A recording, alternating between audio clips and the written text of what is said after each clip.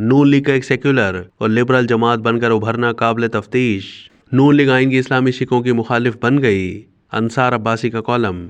نگار اور سینئر صحافی انصار عباسی اپنے کالم میں لکھتے ہیں کہ مسلم لیگ نواز نے بالآخر اپنا الیکشن منشور پیش کر دیا، جس پر میرا سب سے بڑا اعتراض اس وعدے پر ہے کہ نون لیگ اگر الیکشن جیت گئی تو آئین کے آرٹیکل 62-63 کو اپنی اصل شکل میں بحال کرے گی۔ اس کا مطلب یہ ہے کہ آرٹیکل 62-63 کی اسلامی شقوں کا نون لیگ اقتدار میں آ کر خاتمہ کرنا چاہتی ہے۔ یہ وہ اسلامی شقیں ہیں جن کو جنرل ضیاء الحق مرحوم کے دور میں آئین میں شامل کیا گیا تھا، اور 2010 میں پیپلز پارٹی کے دور میں جب آئین کا مکمل جائزہ لینے کے بعد پارلیمنٹ نے متفقہ طور پر 18ویں ترمیم کے ذریعے دستور میں 100 سے زیادہ ترامیم کی، تو یہ فیصلہ کیا گیا کہ آئین کی کسی بھی اسلامی شق کو نہیں ختم کیا جائے گا۔ اس سلسلے میں نون لیگ اس وقت آرٹیکل 62-63 کے حق میں تھی۔ اب نون لیگ کی سوچ بدل چکی ہے اور اس کی دو وجوہات ہیں۔ ایک تو یہ ہے کہ میاں نواز شریف آئین کے آرٹیکل 62-63 میں شامل اسلامی شقوں کو اس لیے ختم کرنا چاہتے ہیں کہ 2017 میں سپریم کورٹ نے 62(1)(f) کے تحت ان کو نااہل قرار دیا تھا، اور یہ قرار دیا تھا کہ وہ صادق اور امین نہیں رہے۔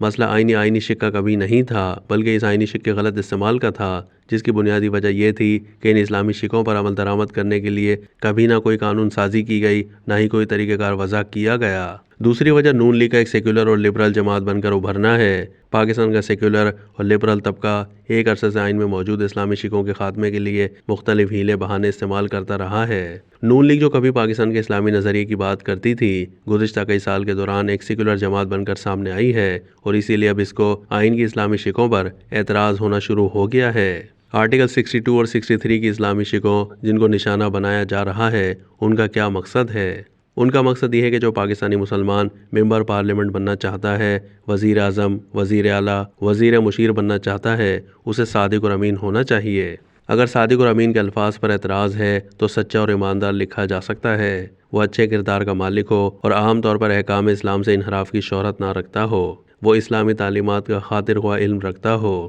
اسلام کے مقرر کردہ فرائض کا پابند ہو اور کبیرہ گناہوں سے اجتناب کرتا ہو، اور وہ نظریہ پاکستان کا مخالف نہ ہو۔ اب ان اسلامی شقوں کو نون لیگ دوسری سیکولر سیاسی جماعتوں کے ساتھ مل کر کیوں ختم کرنا چاہتی ہے؟ اعتراض اگر یہ ہے کہ ان میں سے کسی شق کا عدالت نے غلط استعمال کیا، تو اس کا علاج یہ ہے کہ ان اسلامی شقوں کے نفاذ کے لیے قانون سازی کی جائے، ایک میکینزم بنایا جائے تاکہ ایک طرف ان شقوں کی روح کے مطابق اچھے کردار کے حامل افراد ہی پارلیمنٹ کے ممبر بن سکیں، اور دوسری طرف کسی عدالت کو ان آئینی شقوں کو اپنی مرضی اور منشا کے مطابق استعمال کرنے کا موقع ہی نہ مل سکے۔ اسلامی شقوں کے خاتمے کے بجائے اگر کوئی کنفیوژن موجود ہے تو اسے ختم کیا جائے اور قانون میں ضروری وضاحت کر دی جائے۔ پاکستان کے سیکولر اور لبرل طبقے کی تو کوشش ہے کہ 1973 کے آئین میں شامل تمام اسلامی شقوں کو ہی دستور سے نکال کر پاکستان کو ایک سیکولر ریاست بنا دیا جائے۔ ایسی کوششیں کبھی کامیاب نہ ہوئیں۔ اب نون لیگ اگر لبرل اور سیکولر طبقے کی نمائندہ بن کر آئین پاکستان کی اسلامی شقوں کے خاتمے کا خواب دیکھ رہی ہے